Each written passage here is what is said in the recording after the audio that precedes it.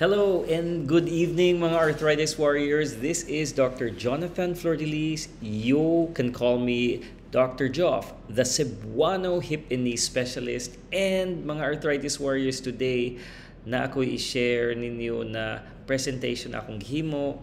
It is about how I can help mga patients na naay hip problems kanang sa may bugan, kanang sakit sa singit o sakit sa punuan, nga naman kay daghan gid kaayo may na operahan this week. So a lot of patients, some of them have lain-lain na sakit sa bugan or sa hip. Naay arthritis ang uban, naay lain-lain klaseng arthritis ang uban, na balian, na mga fractures. So this is the title of my presentation, how I'm going to help you walk again and without pain. Kay ang kahadlok good sa uban mga pasyente is walay anesthesia. Di yun na tinuod na mo opera mi na walay anesthesia. But before anything else, good evening mga arthritis warriors, and shout out sa mga loyal followers na ko every week. Really sorry, last week wala ko nakahatag og live because I was stranded, no? Na-stranded ko sa usa ka isla nasa Busuanga. And grabe ang weather dito kay ang eroplano nilapas sa runway.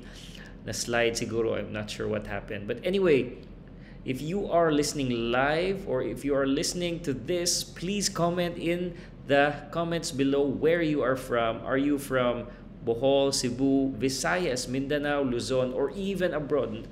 We do have mga arthritis warriors and AVN warriors outside the Philippines.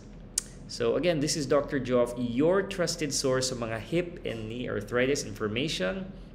And atong goal is to put the ability back in your life po. And that is why na atong topic today is how I can help you walk again and without pain. Of course, number one, di gyud na tinuod na sakit kay na may anesthesia ang mga procedures nato, no? And next, I can ask a lot of questions, but mo ni ang mga usual na dapat ninyo pangutan-on sa inyong kaugalingon. If you have already been told by a doctor that you need surgery, what is holding you back? Is it hadlok mo? Is it the financial? So again, what is your budget? Unsa man ay worth para sa inyo ha na makalakaw og usab? Ang uban pasyente god naghuna-huna na dako ang gasto, and it may be true. But how much is it worth to you to be able to walk again and without pain?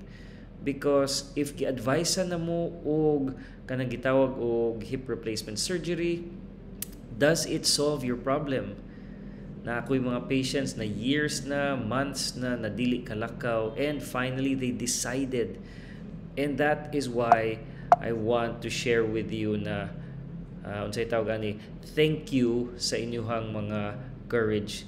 Kay dili sa yun, kasabot ko na hadlok mo, kasabot ko na even if hadlok na yung mga nahadlok na pasyente na kulang og budget, niduol gid sila and natabangan nato. So we do private and charity surgeries for mga hip na patients, not just mga knee patients. And I want to thank sa mga arthritis warriors nato, kadong mga niduol bisan og walay budget, na uban na gikan og lagyo. Some of them are from outside Cebu pa gyud na muadto sa clinic, no? So thank you so much sa inyong mga courage. Again, I want to share with you unsa may kalahian sa ginabuhat namo sa ubang doctor. And this is different because daghan na gid kaayo og pasyente na wa manggod kasabot that there are many ways to treat one condition. So dili lang na pariha ang tanan mga joint replacements. And what I'm sharing with you is dili ni like theory lang, tinuod gid ni daghan gid ta og napabalik na palakaw na happy patients nato. So this is something that I want to share with you because I want you to know na di mo dapat mawagtangan og paglaom na ang uban maghilak na, ang uban na moabot sa clinic tinuod gyud na maghilak na sila because nawagtangan na sila paglaom, ang uban nahadlok kaayo og doktor. And that is why I want to share with you there are many happy patients who have gotten different treatments for different conditions and natabangan na to sila. I was actually with one guy who was doing 1,600 hips in a year. Kanang mga hip replacements niya gitawag og direct anterior, and that is again no cutting muscle kanang direct anterior hip replacement. And if walay makat na muscle, wa kaayoy sakit ang operasyon. Di ko mayon na way sakit because it's going to have anesthesia, but we're also finding ways para mas makalakaw ang pasyente dayon na dili masakitan. We want them to walk again and without pain as much as possible. Of course, what is in it for me? Kung nangutana mo, unsa man ang imong gipresenta, Dr. Joff. So if you are someone na naisakit sa buga, nagiingnan na niyo sa doktor na naamoy problema na need og surgery, dili man na ang akong goal na mag-opera sa inyo ha. I don't want to just do surgery on patients. It is again putting the ability back in your life, and mangutana sa kunin ninyo unsa ang inyuhang goals na uban mga pasyente na ganahan mo adto sa simbahan ug usab kay di na sila kalakaw. They want to go to church. Ang uban, they want to go to the mall again. Others want to travel sa ilang anak sa gawas. So those are the different goals, and mauna akong ipangutana sa inyo ha. What are your goals? And what your goals are, they also become my goals. Kay ganahan ko makabalik yun mo sa inyong mga active na lifestyle. So right now, the only way na makabalik ko sa inyong happiness, sa inyong kinabuhi is putting that ability. Kung di na mo kalakaw, ganahan ko makalakaw mo balik. And the only way sometimes for patients na ay problema sa hip joint para makabalik sila sa ilang mga ginabuhat is doing that hip replacement surgery. And you can probably see different people na mahadlok, na ingnan mo na di na mo kalakaw usab.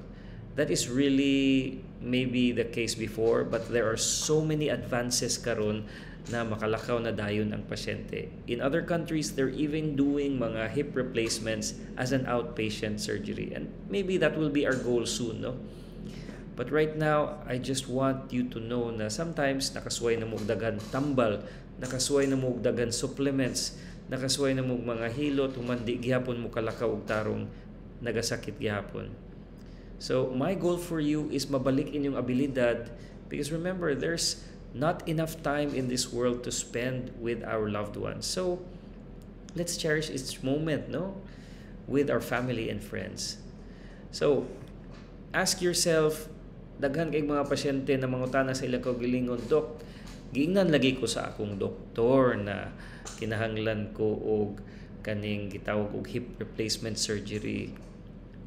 But still, even if ang mga doktor na nag-ingon sa inyo ha, na pa may mga pasyente na mangutana, Doc, is this really for me? And am I too young? Am I too old? Am I strong enough? Because, Doc, naabay ako'y diabetes, na ako'y heart problem, na stroke na ko, and many of these patients have these objections, no? And the truth is, naamangyoy mga tinuod tigulang na dili pwede operahan.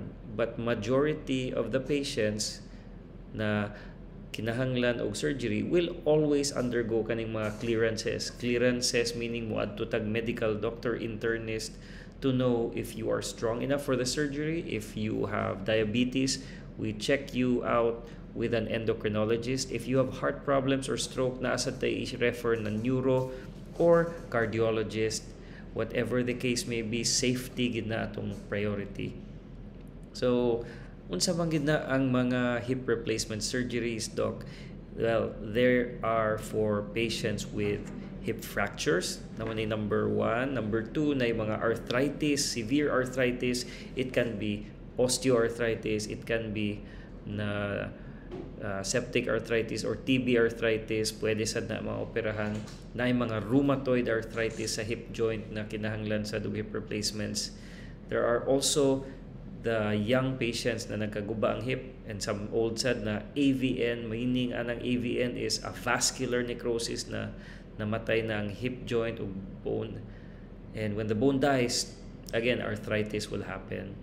There are also patients who need surgery because they have tumors or failed surgery from mga old na fractures, no? So these are the usual reasons nga nung mubuhat mi og hip replacement surgeries. So if you have been told by your doctor already, if you stay with one doctor, dili mo mag-ambak-ambak og lain doctor, and you commit na ganahan gid ko maayo dok. And that is also our goals for you. We also commit ourselves and our time and our effort to guide you to the right treatment para makabalik mo og lakaw. This guy is also one of the patients nato na nagalakaw day after surgery.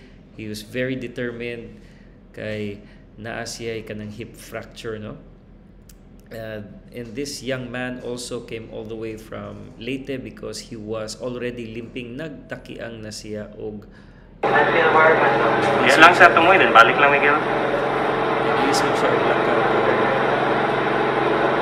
Nagtakiang siya. And if you notice na nagtakiang siya, that is again what you call this, because na naa siya ay gitawag og AVN or a vascular necrosis. After his hip replacement, he was already walking and may na siya mulakaw. Nilarga na sa siya sa USA. He's now working abroad. So for those mga arthritis warriors or AVN warriors nato, no, kay naamang gid tay specific na Facebook group for AVN. We have questions like, Doc, trabaho pa ba ko? I'm a nurse, I'm someone who plans to go abroad after my surgery, or kung operahan ko makatrabaho pa ba ko sa gawas?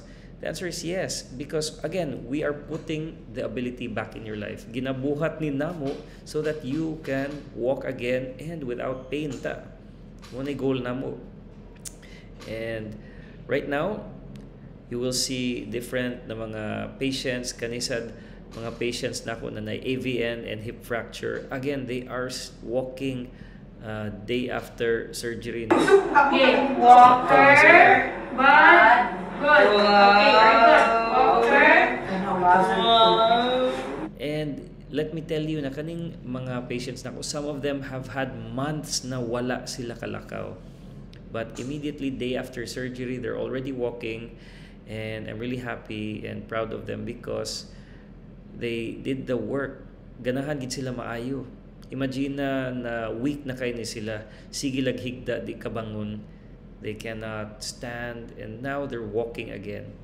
And ang kaning bayhan, ang anak niya, they were very actually financially challenged. They were looking for sources. Ang iyang anak wa gyud trabaho, and that's why I'm sharing with you guys that we do charity surgeries for mga hip replacements, labi na sa kadtong mga financial issues, no? And what we do is this, we put ability back in patients' lives para maka-enjoy sila sa kinabuhi nila, no? And this young lady la akong tawag, actually natumba ni siya sa balay, nakuha gid sa CCTV na pagkatumba niya, na fracture siya, and di ko kalimot ani nila kay it was nearing New Year na, humanang Pasko, and they wanted to go home right away. And is it possible makauli dayon before New Year? Wa ko ni promise nila, but yes, she was able to go home after her surgery.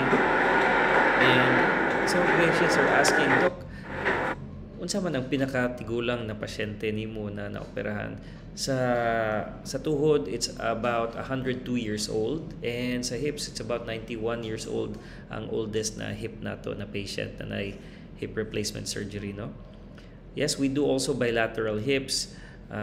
Some patients are again walking naa say crutches pero wa gigamit. We do bilateral hip surgeries kanang dunganon in one surgery, both left and right. And if you don't know who I am, you can check my page out sa Facebook, no? We also have a TikTok page. I'm part of the Philippine Orthopedic Association, the Philippine Hip and Knee Society, a partner at the Cebu Orthopedic Institute. And thank you, because we are now 25 years as a clinic. The Cebu Orthopedic Institute, the COI, is now 25 years. So salamat sa mga pasyente sa tabang na mo. And of course, we would not be here without the patients, no? So in 2016, I became a partner of the COI. We are in 4th floor Robinson Cybergate, right across Fuente Osmeña, and behind us is Chongwa Fuente na. So muni among grupo, we are 15 surgeons na naay mga specialista sa tuhod, sa kamot, sa likod. You can check us out also on Facebook. I did most of my training in Australia sa akong first na joint replacement training. Of course, I did further studies here in Cebu about joint replacement training under ni Dr. San Juan. We actually did a direct anterior kadong hip replacement without cutting muscles. The first symposium dito sa Philippine Orthopedic Center sa Banawe, Quezon City. Kaning tapad na ko, this guy is actually one of the guys na I told you about. They do outpatient hip replacements in the US, and we brought him to the Philippines because he wanted to share his knowledge with the surgeons. So we did, of course, train with him sa US, and we attended his direct anterior kadong hip replacement symposium. Pilipina man di iyang mga nurse, so it's very nice to see mga Filipinas nurses in the US helping these high-level na mga surgeons. Of course, I did further studies again sa mga hip replacements. Even now, I still continue to learn in Taiwan. And really, nganong nag-help man ko sa mga patients na arthritis, sa hips, ug sa knees. Why do I do what I do? It was really, nag-start to sa COVID, kay lisod kay ang COVID, wa na tayo pasyente. Walay mga orthopedic na cases, kay may mga aksidente, walay mga sports, but there were always patients who needed kanang help because of their pain sa arthritis. I started actually teaching in different schools, kay wala may abli. Everything in Cebu was in lockdown, and what COVID taught me is di gid ganahan mo stay ang mga patients sa hospital. And that's where I realized very helpful and useful ang mga gipang tudlo sa amua about not cutting any muscle. Kaya again, if walay muscles makat, we just go in between those two muscles. Paspas, makarecover ang pasyente. Why? Less ang pain. And sa una, we used to do this incision na straight line. Karon ang bikini incision. Halos wa na kay makita na samad once it heals. So we're transitioning to the bikini approach, doing hip replacements without cutting muscle. This is a young lady na gikan sa Bohol. Lisod kayo kay sakit na kayong hips. You can see her na she's already limping with crutches. But after her surgery, balik na siya og lakaw. This is her 6 weeks after surgery. She's working again, and of course, she's very happy. Lakaw-lakaw na siya. So I'm very proud of her as well. Very happy for her. And I hope you guys have got some great value. Remember, we're going to put ability back in your life. That's what we do, and that's our passion. For those of you who have questions about, Doc, kinahanglan ba gid og surgery ang akong mama, we do online consultations, and for those patients outside Cebu na ganahan mo ning Cebu, we do online consultations, and we also do face-to-face consultations at the Cebu Orthopedic Institute. I hope you got much value from this live or this recorded talk. I hope I see you soon, guys. Remember to like if you found this useful or valuable. Share this with your friends, labi na kadong mga naay arthritis. And I hope to see you soon. Much love and respect, si Doc Jofne. Again, we're here to put ability back in your life. Bye-bye.